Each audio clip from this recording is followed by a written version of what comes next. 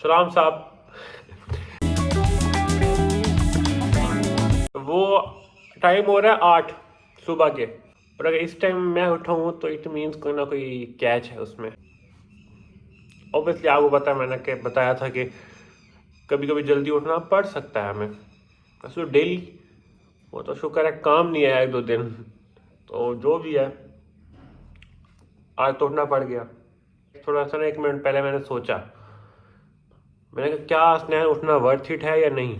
लेकिन फिर मुझे याद है कि it is not about the choice, हमने भी काम करना ही करना है, अगर दिल नहीं भी कर रहा फिर भी करना है उठ के। तो मैंने कहा जब करना ही है तो इससे पहले कि वो बेइज्जत होके करें, पहले ही उठ के कर लेते हैं। तो लेट्स गो। वैसे तो दिल तो कर रहा है कि वापस आके सो जाऊं, लेकिन देखते हैं सोने का कोई मूड बनता है या नहीं बनता, क्योंकि जो आपको पता है एक बार मैं उठ जाता हूँ तो फिर मुझे दोबारा नींद नहीं आती। तो सामान उठा के बस चलता हूँ और क्या। लेकिन वही वाली बात, इंसानियत पे जुल्म हो गया। कहते हैं ना एक इंसान पे जुल्म पूरी इंसानियत पे जुल्म होता है, तो ये जो जुल्म है ना वो पूरी इंसानियत पे जुल्म हो रहा है। वैसे सब लोग मुझे ये कह रहे होते हैं कि ना, घर में भी दोस्त भी कह रहे होते हैं कि जल्दी उठ जाया करो, क्यों वैसे मसला होता है तुम्हें।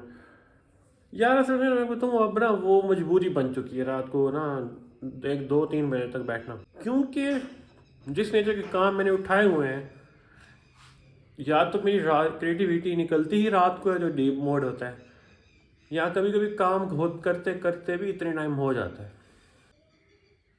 Can't help. लेकिन अभी जब 9 to 5 स्टार्ट होगा अभी तो फिर उठना पड़ेगा, सोना भी पड़ेगा जल्दी।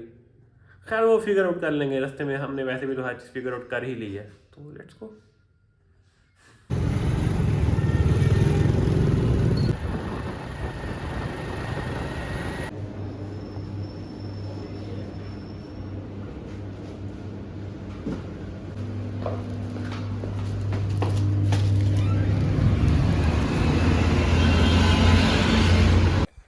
हेलो जी, आई एम बैक।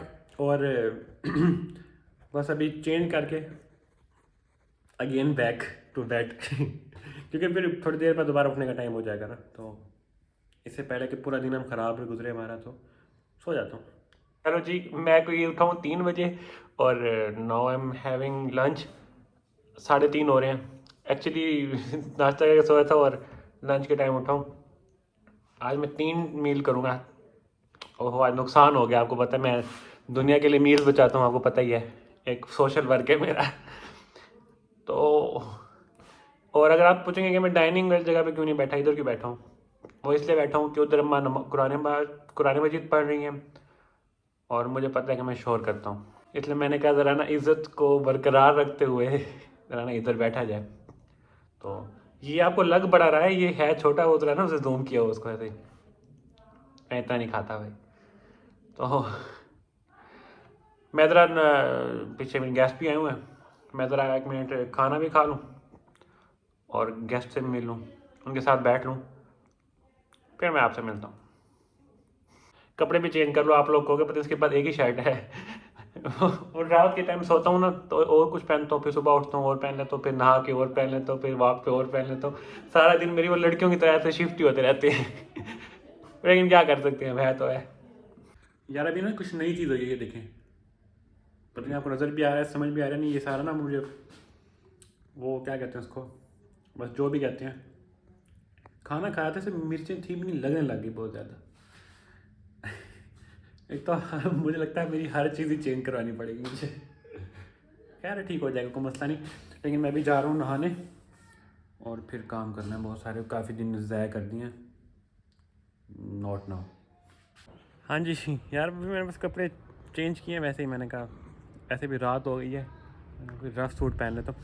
ऐसे भी ना बात पता है कि आजकल ना आप लोगों को लग रहा होगा शायद देख मेरी रूटीन से कि शायद ये बहुत ही वेला इंसान है। एक्चुअली वेला हूँ नहीं, बस जो काम होते कर लेता हूँ, जो नहीं हो रहे थे फिर मैं उनको छोड़ देता हूँ कभी भी।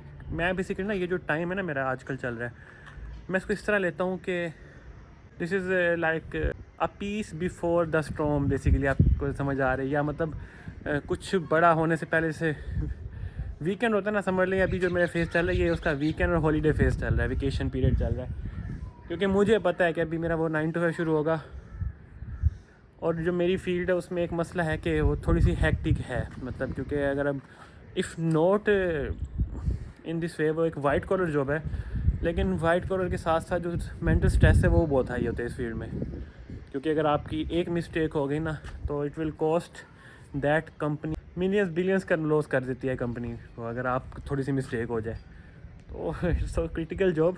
तो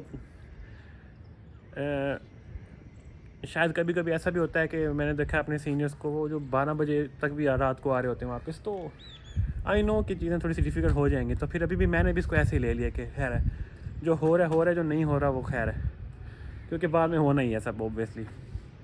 तो अगर अल्लाह ताला ने टाइम दिया हुआ है थोड़ा फैमिली के साथ स्पेंड करने का, थोड़ा सा रेस्ट करने का, तो वाई नॉट टू ग्रैब है। मतलब अभी 1-2 महीने हुए मुझे बेसिकली ना ये ऐसे गुजारते हुए, अनप्लान सा गुजारते हुए। उससे पहले वाले जो ज़िंदगी सारी स्ट्रेस में गुजरी है। मतलब अगर मैं आप लोगों को बताऊं अपने बारे में, ये नहीं है कि मैं अब जाके स्ट्रेस में आया हूँ, जब मैं सीए वगैरह में गया हूँ, मैं बचपन से ही स्ट्रेस में हूँ, मतलब स्टडीज़ वाले स्ट्रेस में, जो कि मैं आगे जाके इस स्ट्रेस को ट्रांसफ़र नहीं करूँगा अपने बच्चों में। वो ये है कि मुझे घर वालों ने कहा था कि अगर तुम कभी ज़िंदगी में सेकंड भी है ना, सेकंड पोजीशन भी है तुम्हारी, तो ये भी एक शेमफुल एक्ट होगा, और शायद वो भी चाहते होंगे कि मैं सबसे अच्छा रहूँ। और ऐसा ही हुआ फिर कि मैं इस स्ट्रेस में आता था पूरी ज़िंदगी। आप इमेजिन करें कि 3-4 क्लास में भी बच्चा रातों को जाग जाग के पढ़ रहा है, क्यों? क्योंकि उसका सुबह पेपर है और उसको फर्स्ट आना है। अगर वो सेकंड आ गया तो वो मसला हो जाएगा उसके लिए। फिर मैट्रिक एफएससी ये सब चीज़ें वैसे भी स्ट्रेसफुल होती हैं, लेकिन फिर आगे सीए में चला गया मैं, चेरी ऑन टॉप। वो वैसे ही दुनिया की सबसे ऐसे स्ट्रेसफुल फील्ड है। एक एमबीबीएस हो गया, एमबीबीएस बीजीएस, एंड देन ये सीए एसीसीए। स्ट्रेसफुल चीज़ें बहुत ज़्यादा। अगर आपका कोई बंदा कर रहा है, जानने वाला ये 4 चीज़ें कर रहा है, तो यू शुड गिव हिम और हर रिस्पेक्ट। इसलिए मैं हमेशा रिस्पेक्ट करता हूँ ऐसे फील्ड वालों की ना, कि क्योंकि I know how it feels. लोग कहते हैं कि सिर्फ 50 मार्क्स लेने होते हैं, बट 50 मार्क्स की गेम भी बहुत बुरी होती है। खैर बस ये बात करने आया था, नीचे बैठता हूँ अम्मा के साथ थोड़ी देर, फिर मैं आता हूँ। आज वैसे वलीद भाई के घर भी नहीं जा रहा मैं, थका हूँ अजीब सा। आज वैसे तबीयत तो ठीक हो गई है जो कल ख़राब थी, लेकिन वैसे ही थोड़ा सा मैं रेस्ट कर रहा हूँ आज।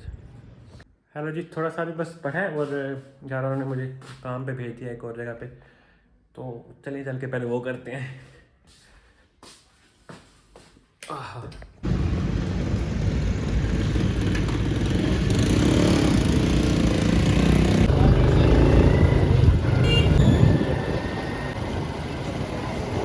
यार मैं आपको अपना एक शाहकार दिखाता हूँ, उधर तो मैं रिकॉर्ड नहीं कर सका 1 मिनट।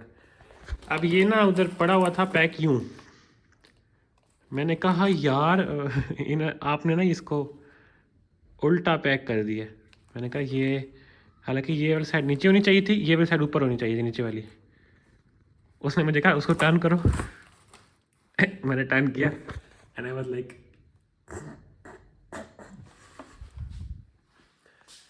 अक्ल इस्तेमाल करनी चाहिए बंदे को, नहीं तो पता बेइज्जत हो जाता है। शायद आप बात समझेंगे नहीं, बेसिकली मैं कहना चाह रहा हूँ कि शायद मैंने कहीं उल्टा है, उल्टा सीधा तो कुछ नहीं है, मैंने उठाया उल्टा हुआ था उसको।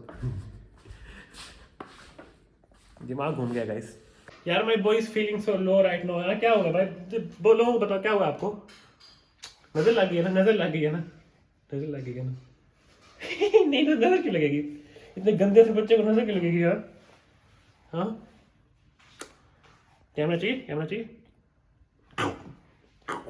हेलो जी, और तो कुछ कर नहीं रहा, मैं सोचा आप लोगों के साथ अपना डिनर बनाते हैं। डिनर एक मिनट, कुकिंग दिखाता हूँ आप लोगों को अपनी।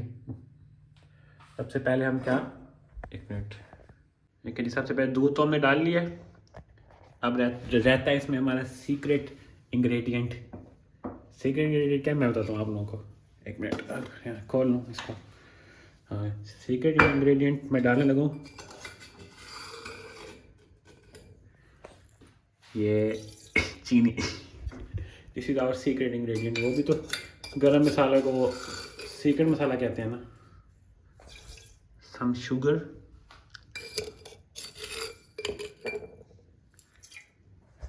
आई थिंक दैट्स इनफ। गरम क्यों नहीं? ओह,